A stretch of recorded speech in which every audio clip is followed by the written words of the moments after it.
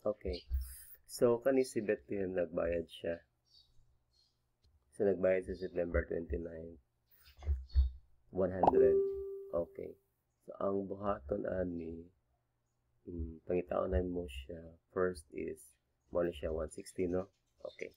So, renewal siya, 160 ang buhaton. Kani siya i-post or pwede mo siya, kung wala siya inana dati, pangitaonan mo siya si 160 diri ka sa iyang last payment.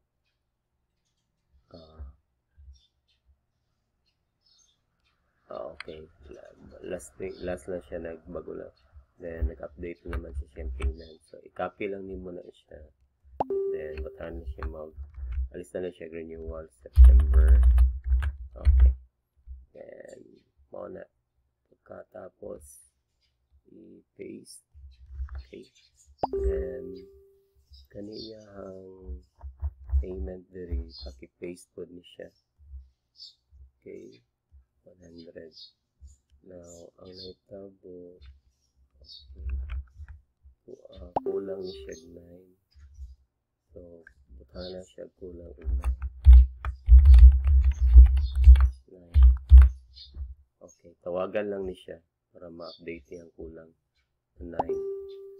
Tapos, butahan lang ni mo siya direct kuhan. So, acknowledgement.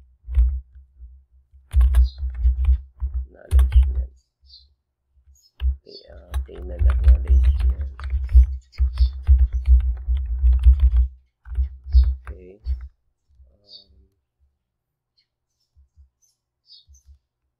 Ano lang, pag mag-type ka diri, para mo ato siya sa next line, hold mo lang ang shift, then enter.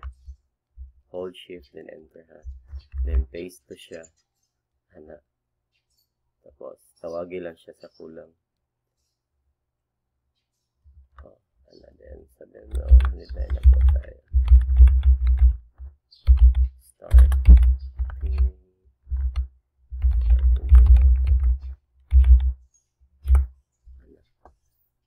Okay. So, kana lang. Then, after that, dito na ka mo, ato na ka, i-post na mo siya diri sa katong sa subscribers 2.0. So, follow to nimo tong another nga sa posting. Itong another posting of payment, dating payment on Excel. So, dali ka mo next proceed after atong na-acknowledge na ni payment. Okay? Thank you.